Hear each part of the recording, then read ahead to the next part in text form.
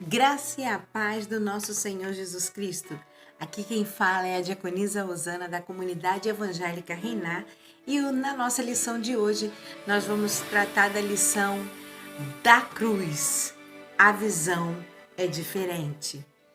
E o texto que nós vamos tomar por base, ele se encontra em Gálatas, no capítulo 2, versículo 20. Pega sua Bíblia e acompanhe comigo, que diz assim: Já estou crucificado com Cristo, e não mais vivo eu, mas Cristo vive em mim.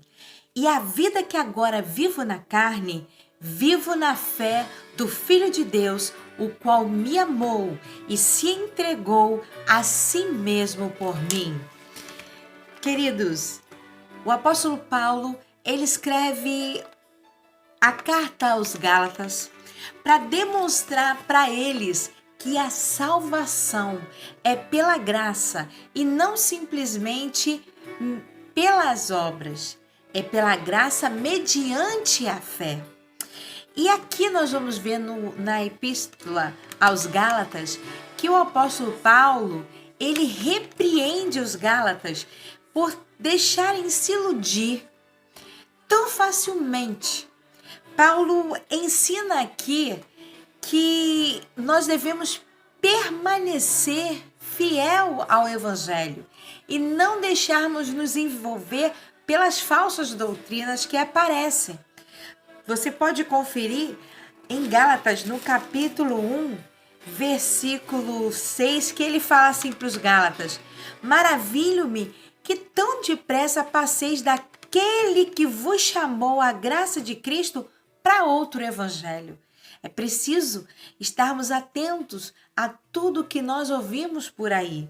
Por isso que precisamos ler a palavra de Deus para saber verdadeiramente aquilo que é verdade e aquilo que algum homem criou uma falsa doutrina para pregar. É importantíssimo o ensino. E aqui no livro de Gálatas, ensina ainda que os verdadeiros adoradores precisam possuir o fruto do Espírito Santo para que verdadeiramente possam testemunhar Cristo Jesus através das suas vidas. Se nós formos pegar aqui em Mateus, abra aí a sua Bíblia, em Mateus, no capítulo 7, versículo 21 ao 23, nos fala sobre quem entrará no reino dos céus. E diz assim, preste bem atenção: nem todo que diz Senhor, Senhor entrará no reino dos céus, mas aquele que faz a vontade do meu Pai que estás nos céus.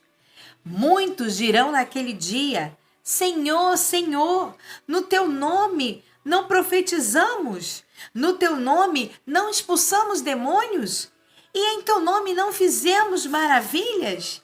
E então lhes direi abertamente: nunca vos conheci, apartai-vos de mim, vós que praticais a iniquidade. Queridos, é importante que verdadeiramente nós venhamos combater, lutar contra as obras da carne na nossa vida e possamos buscar a cada dia o fruto do Espírito Santo na nossa vida. Para nós falarmos mais sobre o texto que nós lemos aqui, em Gálatas, no capítulo 2, versículo 20, eu queria falar para você quem era o apóstolo Paulo. O apóstolo Paulo, ele era apóstolo não dos homens, mas por parte de Deus. Você pode conferir no capítulo 1, versículo 1, que ele dá testemunho disso. E ele recebeu essa revelação por Jesus Cristo. E ele ensina também aqui que se ele estivesse agradando aos homens, ele não seria servo de Cristo. Em Gálatas capítulo 1, 10, você pode conferir isso. Paulo também nos ensina um evangelho prático, um evangelho onde ele aponta a sua vida como exemplo. Você quer ver? Eu vou te dar alguns textos da Bíblia onde ele realmente tem a sua vida como exemplo. Em Filipenses, no capítulo 1, versículo 2, ele diz assim: para mim, o viver é Cristo e o morrer é lucro. Em 1 Coríntios, no capítulo 11, no versículo 1, ele diz assim: sede meus imitadores, como eu sou de Cristo. O único objetivo que o apóstolo Paulo tinha era ganhar almas para Cristo. A sua teologia é cristocêntrica. Eles têm a pessoa de Cristo Jesus como centro da sua pregação. E as suas exortações e advertências que ele fazia através das suas cartas, elas eram calorosas e emocionais. Em 1 Coríntios, no capítulo 15, versículo 58, diz assim: 1 Coríntios, capítulo 15, versículo 58, diz assim: Portanto, meus amados irmãos, sede firmes e constantes, sempre abundantes na obra do Senhor, sabendo que o vosso trabalho não é vão no Senhor. Aleluia! E voltemos então lá para o nosso texto de hoje. Já estou crucificado com Cristo. Não mais vivo eu, mas Cristo vive em mim. Vamos lá. Quando o apóstolo Paulo fala assim, já estou crucificado com Cristo, nós temos que lembrar que todos nós morremos na cruz do Calvário com Cristo Jesus. Morremos para os desejos carnais. E nascemos para o quê? Nascemos para uma nova vida com Cristo Jesus.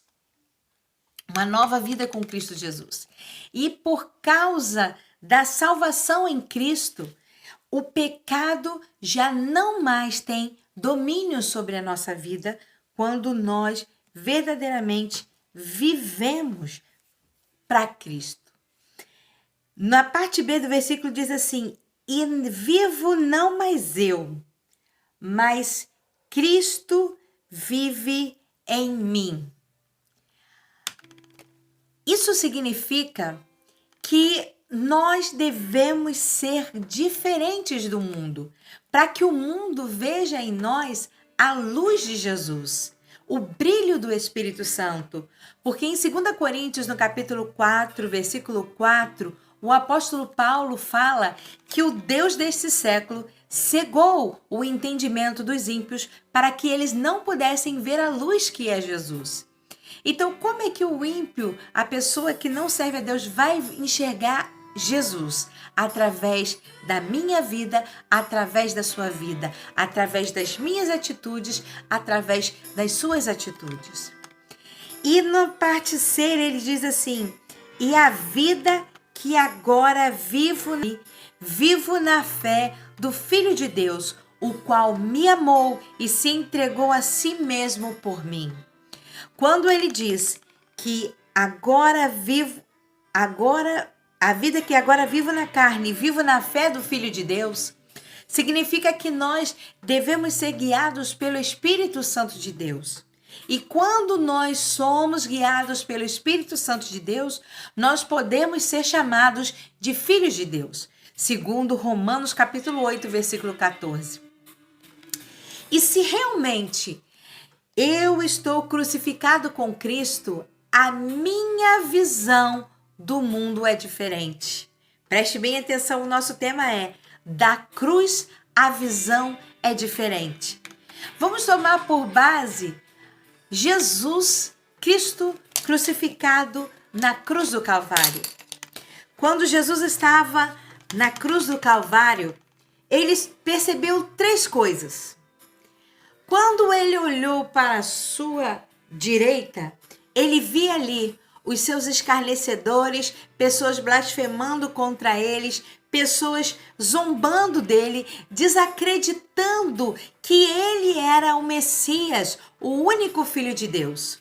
Quando Jesus da cruz olhava para a sua esquerda, ele via ali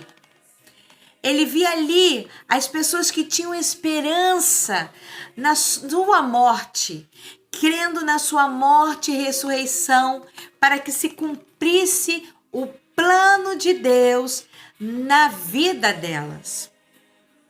E quando Jesus estava ali crucificado naquela cruz, ele podia olhar para a sua direita, ele podia olhar para a sua esquerda, e ele da cruz também olhava para o céu. E quando ele olhava para o céu, Jesus via ali Deus Pai, que estava ali ajudando a cumprir todo o plano de salvação, para que ele pudesse, através da sua morte na cruz, resgatar o homem que outrora havia se perdido por causa do pecado e dar-lhes ali a salvação, uma nova vida em Cristo Jesus. Agora, a única coisa que Jesus não podia fazer da cruz era olhar para trás. Em Lucas, capítulo 9, versículo 62, diz assim, que ninguém que lança a mão no arado, olha para trás, é apto para o reino de Deus. Então, querido, da cruz a visão é diferente.